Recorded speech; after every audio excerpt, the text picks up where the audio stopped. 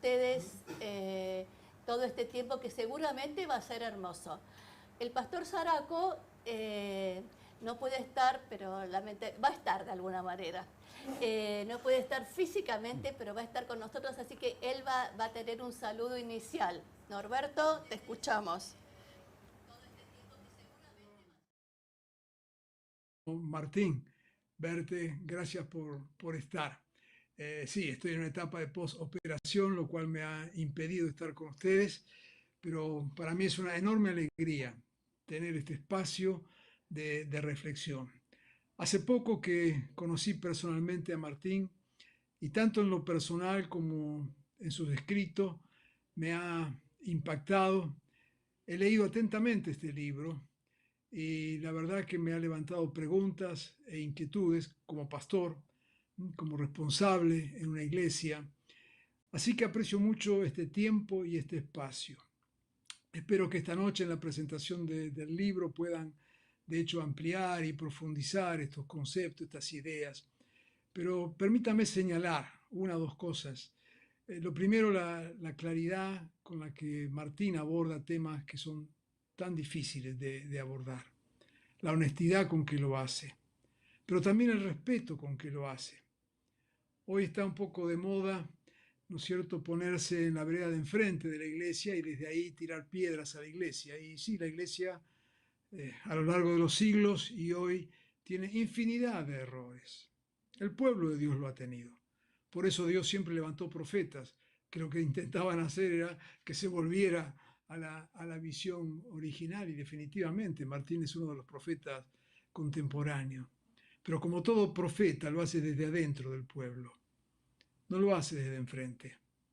Es fácil ponerse a arrojar piedras desde la vereda de enfrente. Siempre va a encontrar oportunidades y motivos para hacerlo. El hecho es que eso no sirve para nada porque no produce cambios. Sin embargo, lo que Martín hace es un enorme desafío, pero a la vez una enorme oportunidad. Así que yo agradezco a Dios por este espacio. Espero que todos y todas podamos disfrutar de este momento y reflexionar y pensar y ser desafiados por la palabra de Dios, ser desafiados por la reflexión que Martín trae y también ser desafiados unos a otros por lo que podamos compartir en esta noche. No quiero robarles más tiempo. Gracias por acompañarnos en medio de una noche tan especial.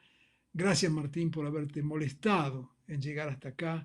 Sabes que te aprecio y aprecio lo que haces. Así que Dios les bendiga y que tengamos una noche verdaderamente apasionante. Sí, realmente estoy de acuerdo con lo que decía Norberto, porque me parece que es tan apasionante como el partido de hoy, leer el libro, ¿no? Porque si yo pudiera agregar algo a lo que Norberto decía, me impactó mucho el libro, no solamente por la seriedad, como decía él, por la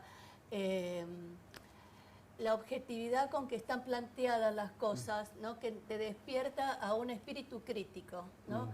Uno no puede leer el libro sin desatar una actitud crítica, pero sana, ¿no? Por ser capaz de poder evaluarse, por ser capaz de poder evaluar y evaluarse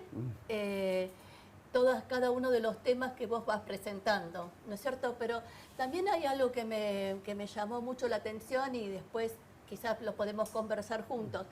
Y es que cuando él hace la propuesta de seguir a Jesús, más allá que el núcleo es el amor, no deja ningún punto al azar, ni ningún punto sobreentendido, ¿no? Como él va decodificando cada tema, va decodificando cada punto, cada cosa que propone, y entonces eso es importantísimo porque marca, viste, tu disciplina para trabajar, ¿no? Y también ese objetivo de poder transmitir lo que verdaderamente pensás y sentís y no dejarlo abierto a cualquier interpretación. Así que te felicito. Muchas gracias. Bueno, Muchas gracias. y entonces lo que vamos a hacer ahora con Martín es vamos a tener una charlita. Y Y después ustedes pueden hacer todas las preguntas que quieran y los que nos están viendo por YouTube pueden escribir las preguntas en el chat y Lorena nos va a leer las preguntas, así no se sienten aparte, sino que estamos intercambiando todos, ¿no es cierto? Muy bien. Bueno, Martín, ¿cómo surgió el libro? ¿De dónde surgió? Bueno, tengo un poquito tomada la voz, estamos luego del partido, así que un poquito... bueno, el libro surge hace varios años, la verdad. Yo creo que hace unos 7, 8 años, cuando empezaba como frente a mí a resquebrajarse una idea de la fe que traía, ¿no? De mi propia tradición, ¿no? En algún punto yo creo que las personas nos empezamos como a topar con eso que se trae, que es como justamente la tradición, y uno tiene un par de opciones, o romper con eso, o encontrar un punto intermedio, o continuar con eso, ¿no? Pareciera que en la historia de cada ser humano está algo que Jesús supo ver como con mucha claridad y lo dejó plasmado en la parábola del hijo pródigo. Todos en algún momento nos debatimos en la vida si nos quedamos en la casa del Padre o decimos, bueno, la verdad que esto no tiene mucho sentido para mí y nos vamos a explorar otros horizontes. Y ese Padre que está como tan confiado, sabe muy bien lo que ofrece, no tiene problema en decirle, tomá, acá tenés tu parte. Y con esa confianza yo un poco sentí la libertad de decirle a mi padre, de decirle a Dios, che, mira, ¿sabes qué? Esto no me cierra a mí, esto no me convence. Este modo de entender la fe, este modo de acercarme a la Biblia, este modo de vivir la vida, hay un montón de cosas que a mí no me convencen. Y sentir esa seguridad frente a Dios de que Dios se la bancaba, digamos, de que Dios, dale, decime eso. Anímate. Decime eso que no te gusta. Decime esos pasajes que no te gustan, que te incomodan, que no comprendés. Entonces es como que al mismo tiempo que yo empezaba a vislumbrar que este Dios era un Dios de amor, que se la bancaba, digo, empezaba a ver que lo que se me había enseñado no se condecía mucho con ese Dios aceptante, que me recibía tal cual era. Que se banca el disenso. Totalmente, y que me sigue amando a pesar de que yo pueda dudar sobre un montón de aspectos. Entonces, en ese camino como de apertura surge el libro. ¿Tu proceso de escribir fue para aclarar, en el proceso de escribir fuiste aclarando tus dudas o fuiste tratando de darle un sentido a la duda, digamos? Había como algunas seguridades que se habían establecido y quería como poder transmitirlas y sobre todo en relación a la centralidad del amor en el mensaje de Jesús. De algún modo es como que entiendo que Jesús se da cuenta en algún punto de que los religiosos de su tiempo entendían que amar, si amaban a Dios, debían cumplir la ley. Era el mejor modo de mostrarle el amor a Dios, era cumpliendo la ley. Y Jesús hace un giro totalmente de 180 grados y dice, para cumplir la ley hay que amar. Y ese es el cumplimiento de la ley. Entonces es como que ese giro que observamos, no solamente en la enseñanza de Jesús, sino sobre todo en cada una de sus acciones, me parece que es ahí donde esa seguridad que se fue logrando en esos primeros, hace 7 años, es lo que quise como plasmar de alguna manera. Que la vida siguiendo a Jesús se trataba del amor y no del cumplimiento de reglas fijas, porque eso no podía como ajustarse a la realidad humana, que es casi por definición compleja. Entonces, Jesús me mostraba que siempre estaba como jugando alrededor de los límites, siempre incumpliendo algunas pautas, tomando su tradición y permitiéndose reinterpretarla, tomando su tradición y por momentos diciendo, ojo por ojo, les fue dicho a ustedes, pero esto no va a ser así a partir de ahora. Entonces Jesús tiene como una libertad enorme frente a su tradición. Entonces estas convicciones más primarias fueron las que dije, sí, es por acá, ¿no? Yo creo que eso traccionó el inicio del libro y luego fueron como terminando de cuajar algunas ideas más, pero ya el proceso ya se había iniciado, digamos. Porque vos hablas del amor en diferentes facetas, ¿no? Haces como cuestionás la manera en que nosotros amamos, ¿no? O que nos enseñan a amar, lo cuestionás y generás toda una dimensión, ¿no? ¿Cómo fue el proceso ese de salir del cumplimiento del amor a llegar a la gracia del amor, ¿no?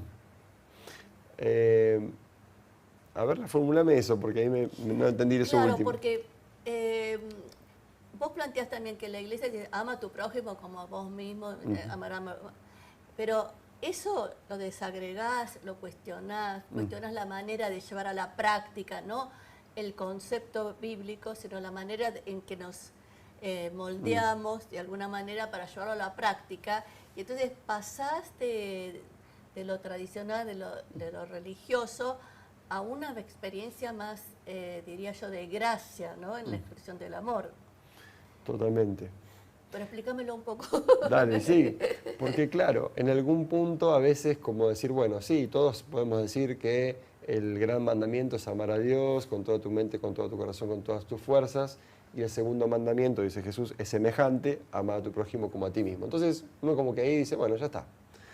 Y queda como el amor casi como una cosa un poco idílica, romántica, sin peso propio, ¿no? Como que bueno, hay que amar y pareciera que eso no tuviera como mucho impacto, digamos, en la vida cotidiana. Casi como una frase hecha que, ¿no? Entonces, muchas cosas por tomarse, digamos, cuando las cosas se convierten en obvias, corren un gran peligro, que se diluyan. La obviedad es algo que a veces los seres humanos nos mete como en un problema, ¿no? Porque cuando algo esto se vuelve demasiado evidente, no termina como impactando. Entonces un poco la idea del libro es recuperar algunos de los significados.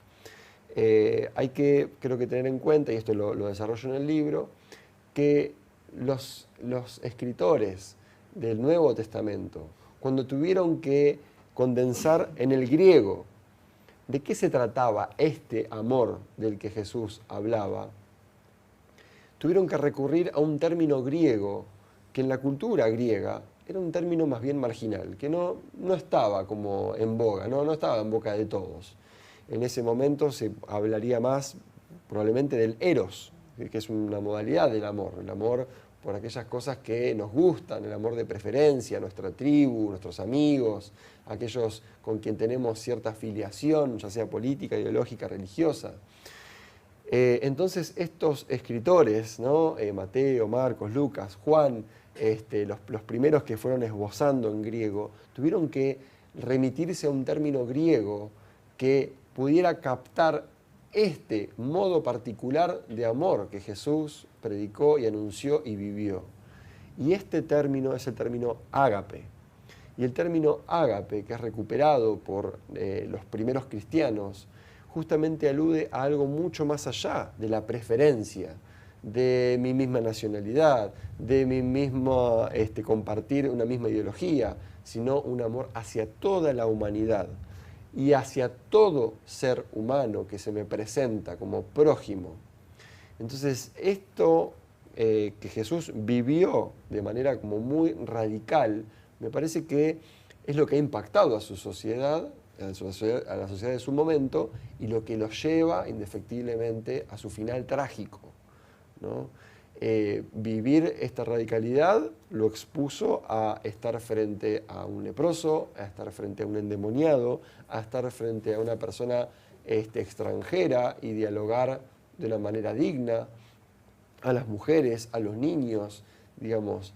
Me parece que justamente es momento de recuperar esa radicalidad, esa comprensión del amor, que es este ágape que Jesús anuncia, y traerlo a nuestra práctica, traerlo a nuestra cotidianidad.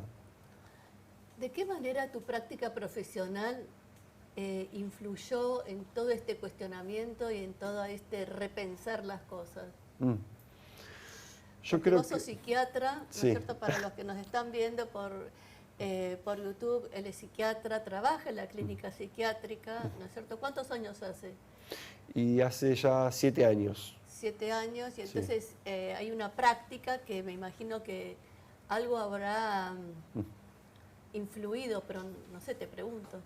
Sí, hay una parte de la influencia de mi propio camino, digamos, dentro de la salud mental, que influyó desde lo teórico, me ayudó a tener como una mirada diferente del texto bíblico y de la vivencia de Jesús, pero a la vez en la práctica lo que observo es que cuando yo puedo vivir este amor con las personas con las que trabajo todos los días, ya sean mis compañeros, compañeras de trabajo o los usuarios y usuarias a los que atiendo en internación, yo trabajo en el ámbito público, en una internación de alta complejidad, donde las personas quizá pasan los peores momentos de su vida por diversas causas.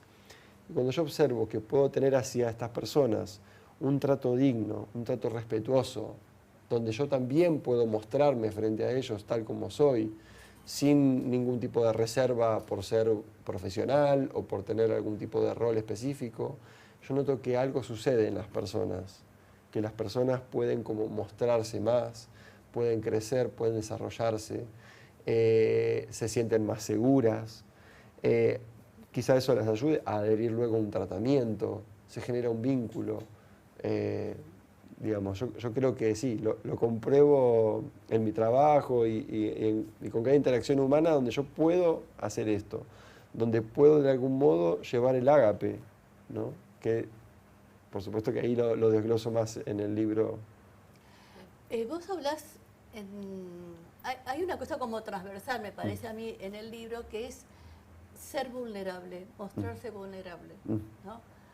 ¿Por qué pusiste ese énfasis en poder llegar a mostrarnos vulnerables, no? Sí, de algún modo, cuando puedo mostrarme como soy, y eso implica la vulnerabilidad, porque a veces puedo mostrarme como soy y en ese momento quizá no estoy tan vulnerable y puedo mostrarme más seguro porque en ese momento estoy seguro. La posibilidad de mostrarse vulnerable me parece que le abre más posibilidades a la otra persona, porque entiende justamente que está frente a otro ser humano, ¿no? En quien puede confiar y que no está subido a un pedestal y que también tiene errores y faltas. Entonces me parece que eso tiene un efecto emancipador justamente, ¿no? Y ahí viene muy anclado a la regla de oro, ¿no? A este gran resumen que Jesús hace en el Sermón del Monte. Sermón del Monte, pensando como el gran sermón de Jesús, donde él de algún modo como que condensa la totalidad de su mensaje en su cierre, en Mateo 7:12, cuando dice, bueno, ahí viene como una conclusión y dice, en resumen, traten a los demás como quieren ser tratados. Entonces, de algún modo, lo que intento es, yo quisiera cuando me encuentro con personas que se muestren tal como son. Entonces hago mi esfuerzo también por mostrarme como soy en ese momento, en esa circunstancia vital en la que estoy. Muy bien, gracias. ¿Te parece que abramos a preguntas? Sí. En todo caso, después volvemos a charlar nosotros. Los que quieran hacer preguntas acá, levanten su manito sí, espera.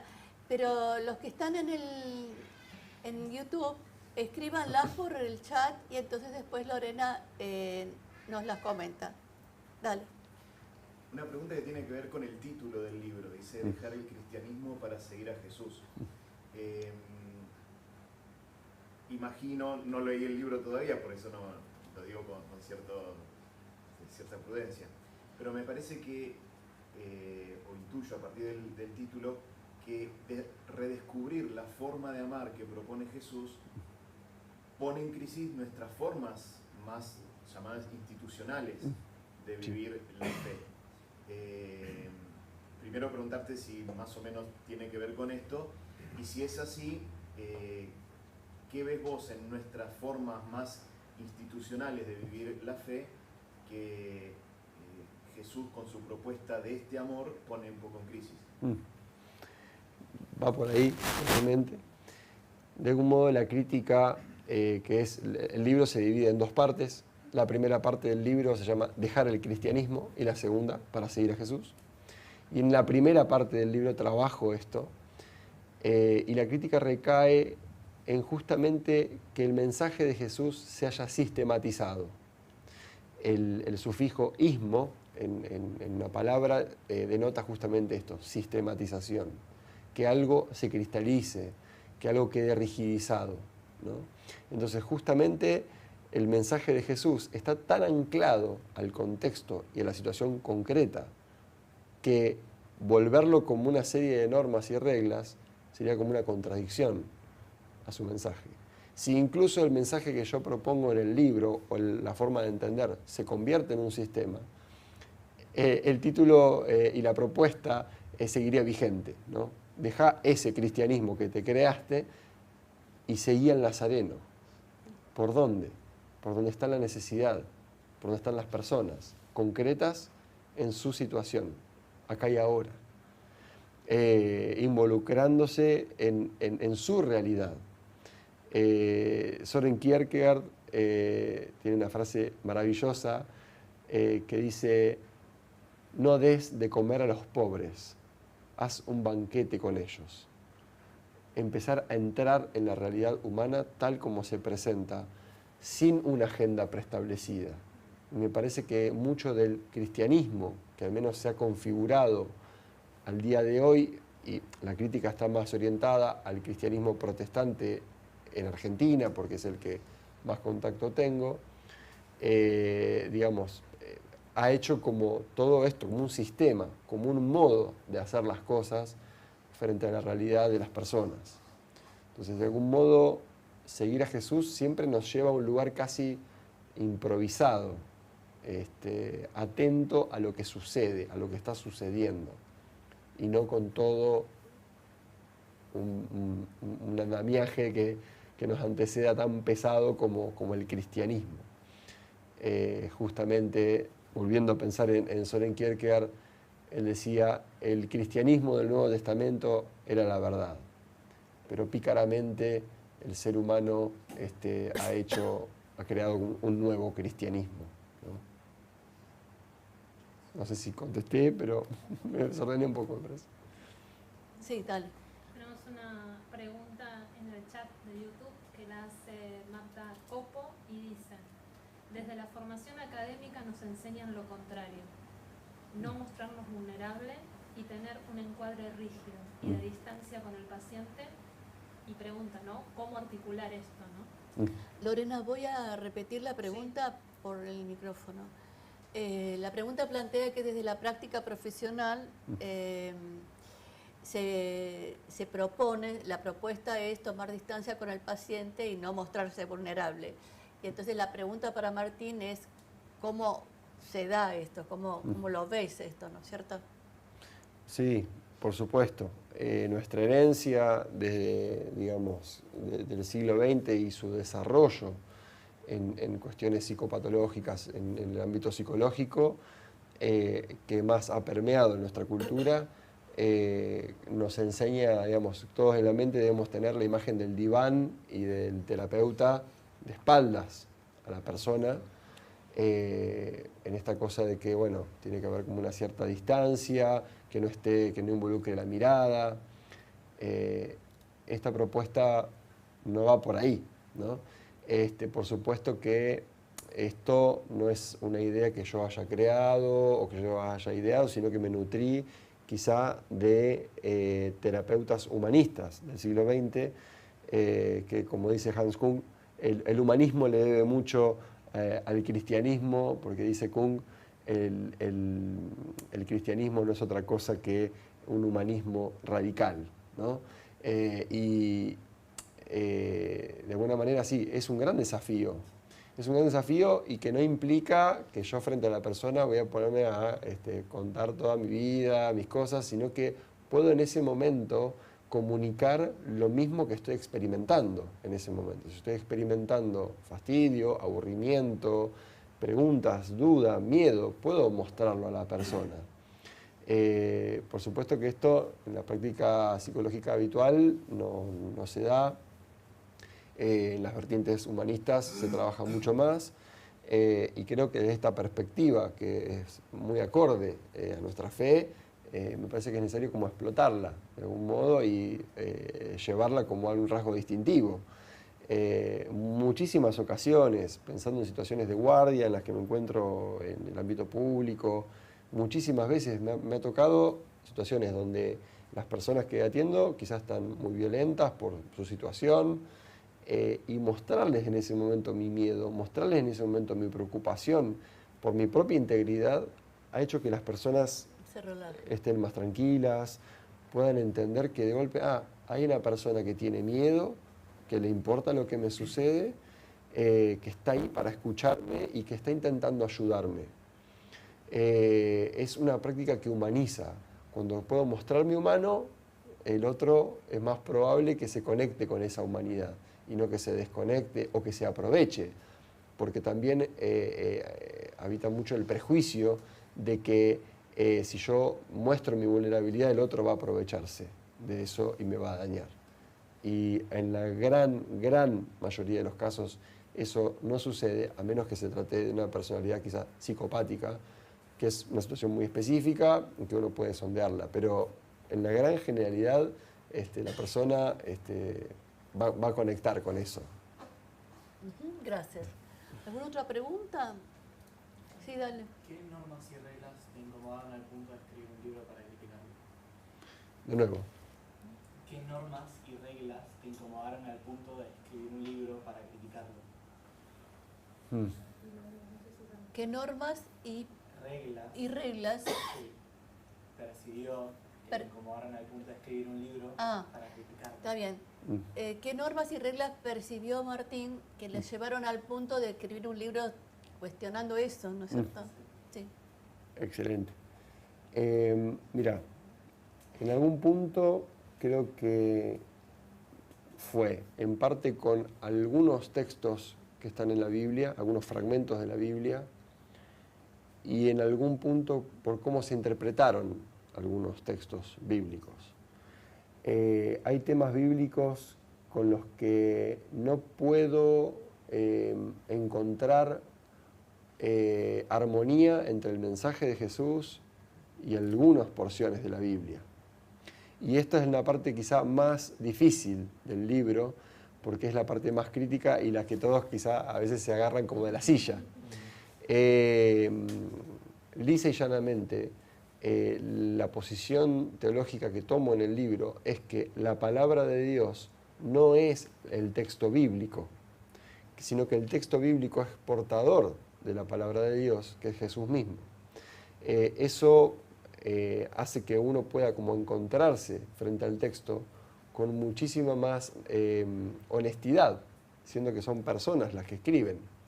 Un buen contrapunto de esto es pensar que, por ejemplo, el Islam sí considera que el texto es sagrado, ya que le fue dictado a Mahoma a través de un ángel, ¿sí? Entonces, por eso en el Islam las personas se lavan las manos antes de leer el Corán, ¿sí? Lo cual es muy respetable, no estoy haciendo una crítica al Islam, sino haciendo como una comparación. Por eso se les llama habitualmente el pueblo del libro. Y como bien dice John Dominic Crossan, el teólogo católico que me gusta mucho, dice, nosotros no somos el pueblo del libro, somos el pueblo de la persona. Entonces, de algún modo, la invitación que yo siento y que encuentro en el texto bíblico es a seguir a Jesús, no una serie de dogmas y de personas que escriben ese libro, ¿sí? En el Evangelio de Lucas, por ejemplo, se ve con muchísima claridad cuando Lucas abre en su capítulo 1 diciendo, estimado Teófilo, te escribo porque yo decidí escribirte sobre estas cosas que hemos visto y oído. Ahí se ve claramente la intencionalidad de la persona. Entonces, quizá, volviendo a tu pregunta, me encontré quizá con mucho más juicio por momentos en algunas porciones de la Biblia que lo que encontraba en Jesús. Y creo que Jesús también se encontró con eso. Y por eso él mismo dijo, les fue dicho esto, pero yo digo esto otro. A veces este decir de Jesús de les fue dicho es cosas que decían las personas, pero en algunas situaciones son porciones de la ley. Entonces, o a veces directamente incumplía la ley de manera casi flagrante. Entonces, si Jesús se atrevió justamente a tener una relación flexible con su tradición, ¿por qué no puedo también mirar el texto bíblico de esa manera? Sé que no estoy contestando directamente la pregunta. Si estamos... ¿Hay alguna otra pregunta? ¿Alguna otra pregunta? Si Leo... Dale, Leo. Había alguien por ahí, si no. Creo que ella estaba primero. Mariela.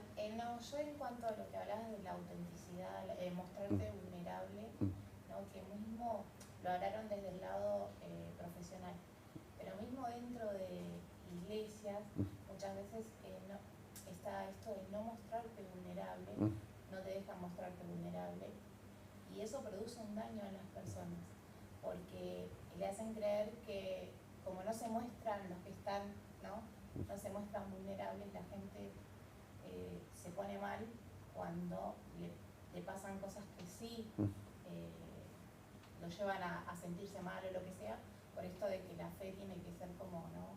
Que todo me va bien, todo eso de no poder mostrarse vulnerable dentro de la fe es también una crítica. Sí, digamos, hay textos bíblicos que a veces dan como a entender que uno debería como no tener dudas, no ser de doble ánimo, ¿no? Como que eso es peligroso. Podemos discutir un poco a qué se refiere ese tipo de frases, pero a veces viene traccionado de esos textos que se toman de manera muy rígida, quizá también como normas, ¿no? Sin entender que son personas que están escribiendo y dando su opinión de acuerdo a su contexto. Me parece que justamente solo a través de Jesús es posible hacer una lectura de la Biblia, porque de algún modo Jesús es el que dicta de qué se trata, digamos, este camino de fe. Jesús es como que termina siendo como una piedra roseta, ¿no? como la clave de interpretación y de lo que está direccionado hacia el camino de Dios, que justamente es el amor, y lo que no, ¿no? Pero sí, no sé, igual también si... ¿Leo? Lo mío es sencillo, una curiosidad de la edición. Yo todavía no tuve oportunidad de leer el libro, pero el libro está en casa, lo está promediando mi esposa, así que en cuanto lo deje lo agarro yo. Con lo cual, como no lo leí todavía, lo único que vi siempre fue la tapa. Sí. Y te quería preguntar acerca del arte de la tapa y de la imagen que escogiste. Intuyo, pero me gustaría escuchar a ver si hay alguna historia linda atrás de eso. ¿Cómo escogiste el arte de tapa? ¿Por qué? Seguramente se debe complementar con el mensaje que intentás transmitir. Pero me gustaría conocer cómo fue que dijiste, che, esta es la tapa. Me encantó. Bueno, mientras estaba en el proceso de escritura, venía pensando no solamente en títulos, tenía un título de trabajo, pero venía a la vez pensando en títulos y en imágenes para el arte de tapa, fui pensando varias cosas, hasta que me topé con este grabado, que es de Durero, este famoso artista. Durero. Que creo que es alemán, supongo, no estoy seguro. Es un grabado de hace, creo que es contemporáneo a la época de Lutero, siglo XVI, más o menos. Y en realidad está incompleto, o sea, el diseñador hizo un muy buen trabajo, yo estoy recontento por cómo quedó, pero el grabado original tiene un detalle que para mí está buenísimo, que de fondo está, Jesús está con Pedro lavando los pies y de fondo están los discípulos discutiendo entre sí. Pues justamente en ese contexto de la escena se están debatiendo a ver quién era quién iba a ser como el segundo, digamos, una cosa así. Entonces hay como un contraste en el grabado donde Jesús está haciendo la tarea, Jesús está haciendo lo que había que hacer, ¿no? Mientras el resto se entra en debates, Jesús está haciendo lo que había que hacer en ese momento. Entonces yo dije, sí, es esto. Es esto, es esto. Y el diseñador, que es Gastón Mato, que la verdad que hizo un trabajo hermoso, dijo, bueno, vamos a poner un círculo en verde sobre justamente la acción como concreta, ¿no? Hans Kung dice que finalmente lo que define si una persona es cristiana o no, no es la teoría, sino la praxis, ¿no? La idea del libro apunta a eso, más allá de tener una teología o no, de qué pienso yo acerca de la palabra de Dios y la Biblia, etcétera, no se nos va a preguntar eso cuando ya se pase lista, digamos, ¿no? Sino justamente acciones bien concretas de amor hacia el prójimo. Muy bien, ¿alguna pregunta más? Yo quiero hacer una pregunta, pero me voy a ir a cualquier lado. Pero no importa. Dale. Desde hace mucho, digamos, siempre como que me surge la pregunta o las preguntas en cuanto a que yo soy hijo de la burocracia cristiana, evangélica, de que hay que hacer esto, ¿no? Como que hay varias misiones para hacer y de esta forma, y todas tienen un texto bíblico que lo apoya, ¿no? O varios textos bíblicos. Entonces, y yo siempre miré el mundo, o por lo menos lo que veo del mundo, digo, pero hay millones de personas que hacen otras tareas, otras cosas. ¿Y qué pasa con esa gente? Y siempre me lo pregunté. Y no hace mucho encuentro, para hacerlo rápido, no hace mucho encuentro a un monje benedictino que es colega tuyo, que es psiquiatra, psicólogo, antropólogo, bueno, 96 años tiene, ahora está viviendo en Argentina. Y él tiene un librito muy lindo y donde le hacen esa pregunta y él dice, mira, porque le preguntan por esto, ¿no? Jesús es como el camino, la verdad y la vida. Entonces, y él dice, yo creo que todas las personas que aman, y por eso ahí va la pregunta, ¿no? Vos hablas de esto del amor y de ese intento de ser congruente, incluso ser congruente con la falta de amor que tengo. Entonces él dice, yo creo que todas las personas que están en el camino están en Jesús, o están en Cristo. O sea, la verdad que no tengo problema con eso. O sea, quizás ni siquiera ellos saben de qué se trata todo esto del cristianismo y de Jesús, y sin embargo están en Cristo, están en el camino. No sé si se entendió la idea. Creo que sí. Me gustaría saber si eso está tal vez en el corazón del libro o en tu corazón, porque porque siempre hablaste un poco de las instituciones y lo burocrático, cristianamente hablando, de que tenemos que ir a salvar al planeta porque si no, ¿no? Y creo que incluso eso a veces nos ha cargado de una, quiero usar la palabra y se me fue, de una angustia muy fuerte. Porque decimos, ¿cómo es este Dios? ¿Cómo es este Jesús que nos encarga esta misión tan extraña? Y yo creo que estamos ahí, estamos más, o el libro intenta traernos a la portada del libro, como contabas recién, ¿no? Esta cuestión tan simple de la vida de yo estoy con vos, te lavo los pies, te quiero.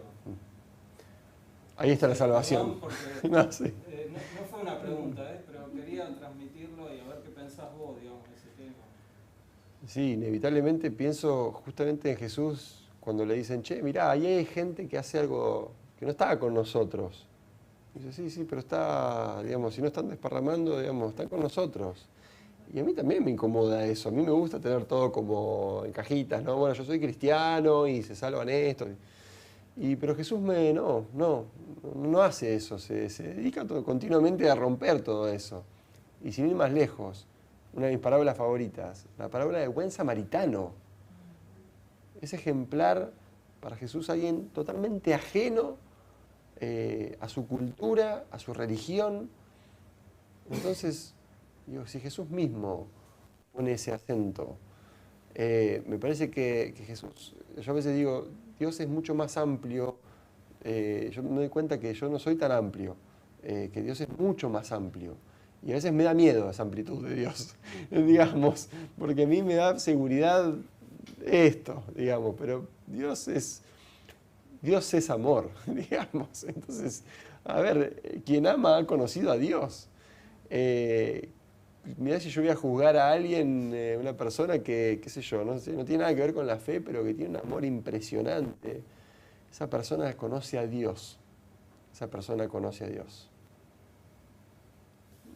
Muy bien. ¿Alguna pregunta más? Este tema puede ser que tenga que ver con respecto a que nosotros hablamos de cristianismo, hay reino de Dios y iglesia. Nosotros ahí está, algo de dibujar. Todo en la iglesia, pero para nosotros es iglesia. Pero en realidad para Jesús es reino de Dios. De hecho, creo que la iglesia, ahí en la Biblia, si lo dice dos veces mucho y por ahí alguno lo puso, ¿no? Pero Jesús le da mucho énfasis al reino de Dios. Es como que tiene una frontera mucho más amplia. Y capaz que nosotros como vivimos iglesia, pues estamos reduciendo esa frontera y bueno, y Dios va más allá de nosotros, de esos conceptos. Porque yo siempre lo pienso, lo hemos discutido, hablar en casa sobre estos temas del reino, la iglesia. Hay mucha gente que hace cosas y cuando como vos sos médico, me acuerdo de Patch Adams, y Patch Adams era amor. Totalmente. Siempre vi una entrevista con él y bueno, decir, este es el reino de Dios. Sí. Sí. Bueno. El programa de Jesús es continuamente el reino de Dios. Todo el tiempo. Está hablando del reino de los cielos, es así, el reino de los cielos es así. Todo el tiempo está remitiendo a esta comunidad humana, a un reino, a un modo de entender la vida. Por supuesto que eso no invalida a la iglesia, pero me parece que el gran panorama que Jesús quiere como instalarnos es una comunidad de personas, un modo de hacer las cosas. ¿No? Mi reino no es de este mundo, es otro modo de entender, otro modo de asimilar la realidad. Por eso es necesario, y en el comienzo de su prédica pública, Jesús empieza diciendo, arrepiéntanse, porque el reino de los cielos llegó. Y este arrepiéntanse, que es una palabra que está como muy mancillada y muy toqueteada, en realidad justamente es un griego que lo que alude es metanoia, es un cambio de perspectiva, un cambio de entender dónde me ubico yo en la palmera en todo esto, dónde estoy acá. Este es el arrepiéntanse de Jesús, como ubicate, porque el reino de los cielos ya vino, está acá, ¿no? A mí me encanta esta poesía previa que aparece, ¿no? Como se van a allanar los montes, todo va a ser nivelado, ¿no? Es como que cuando venga el Mesías las cosas van a nivelarse, va a haber igualdad. Entonces sí, el gran programa es el reino de Dios y la iglesia, la comunidad, la eclesia, la reunión de personas, bueno, está bien, somos todos nosotros que tenemos que ir en pos del reino, no de la iglesia en sí misma. Muy bien. Yo tengo una pregunta, porque escuchándolo y ya siguiéndolo Un poquito más alto, Lore, pero... escuchándolo a Martín y siguiéndolo hace tiempo, y un poquito esto último que mencionas con respecto al reino, a la iglesia y todo esto que suena como muy desafiante. Es una pregunta más personal hacia vos. ¿Y cuál es tu intención? O sea, en el fondo del libro, o sea, generando estos espacios de presentación, ¿cuál es realmente tu intención? ¿Qué esperás que suceda? O si esperás que suceda algo. Sí.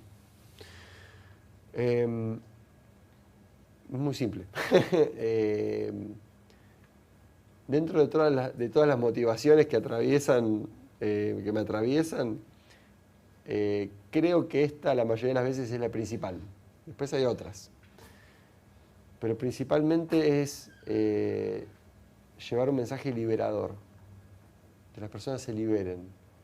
Que puedan decir, che, este yugo que yo ya estoy teniendo es muy pesado. Y Jesús dice, mi yugo es fácil. El yugo es fácil.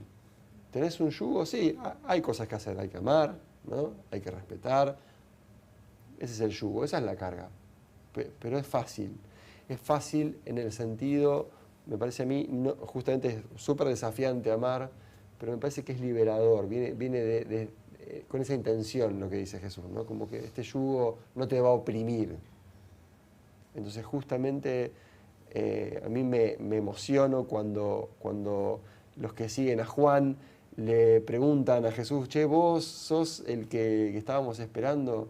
Dice, mirá, andá contale a Juan que los ciegos ven, que los cojos andan, que los presos son liberados de su prisión. Entonces, si yo puedo contribuir a un efecto liberador donde las personas puedan experimentar con muchísimo más libertad su vida, su deseo, lo que anhelan, lo que pueden ir experimentando y probando, para mí es tarea cumplida. Si puedo lograr eso, y que en eso justamente se ponga como eje el amor, ¿no? Y San Agustín para mí lo logró con su frase, ama y haz lo que quieras, ama y haz lo que quieras. Esa frase creo que es transversal en todo el libro. Muy bien. ¿Algo más? Yo, ese versículo que me viene, es Romanos 12, ¿no? Que cambie tu manera de pensar, así cambia tu manera de sentir. Yo creo que ese concepto atraviesa también todo el libro, ¿no es cierto? Sí, sin duda. Sin duda. Me parece que justamente esto responde a esa metanoia, a ese cambio de perspectiva, ubicarme un poco más como criatura, como hermano frente a otras personas. Eso requiere como un cambio de posición subjetiva, una modificación profunda, si queremos llevarlo claro como el pensamiento, me parece algo más integral, pero hace falta eso. Y eso es la conversión. Eso es la conversión. Cuando empezamos a decir, pará, ella también importa acá. No es todo para mí, la torta no es toda para mí. Me parece que ese es el espíritu del reino. Pero para hacer eso tiene que operar la conversión. Si no, sigue siendo un mandato, reglas, cosas a seguir. Ansel Grum dice que no podemos entender el mensaje de Jesús en un sentido moralizante, como en un sentido como ¿qué debo hacer? Sino que intenta hacernos una pregunta mucho más profunda, sino ¿quién soy? ¿Quién soy yo para juzgar? ¿Quién soy yo para rechazar a esta persona por ser X ideología, etcétera? Entonces el Evangelio tiene es como una lanza mucho más profunda que una serie de reglas y de sistemas y normas que estamos acostumbrados, sino una transformación profunda. Muy bien. Gracias, Martín. ¿Quisieras decir algo para ir terminando? Primero, gracias.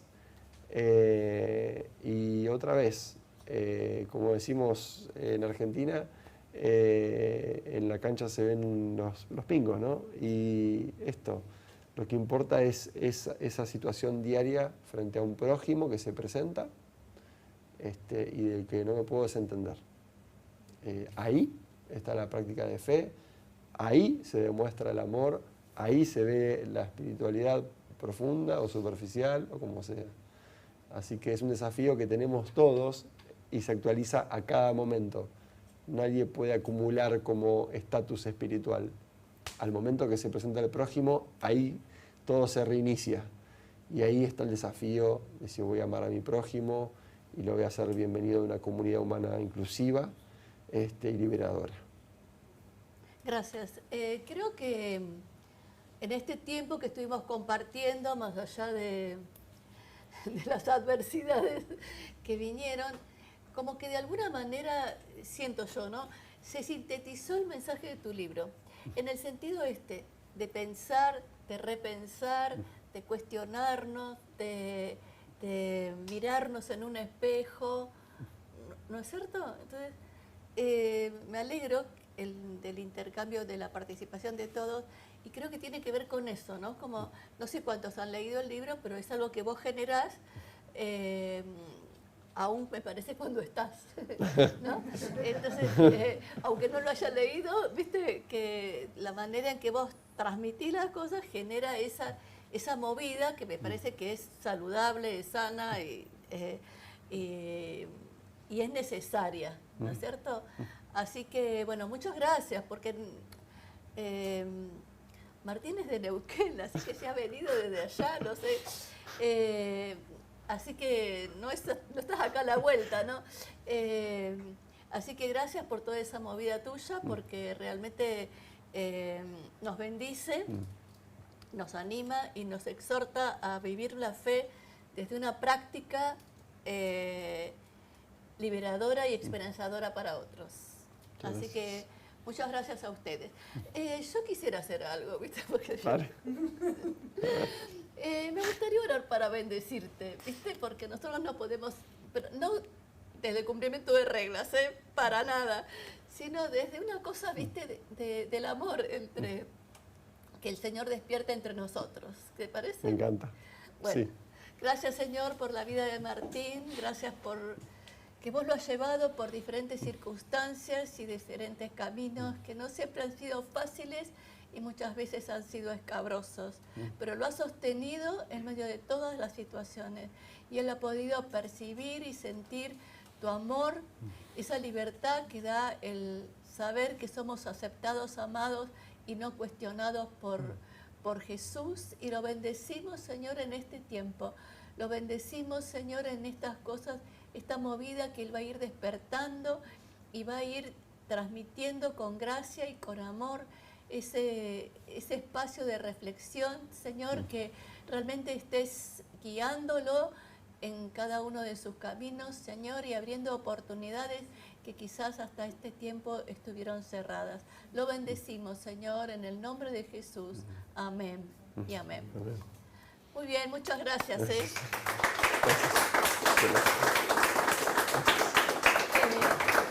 Aquí hay libros, así que los que los quieran comprar están acá. El precio es del autor, así que está como, es una promo, digamos. Sí, más o menos. Más o menos.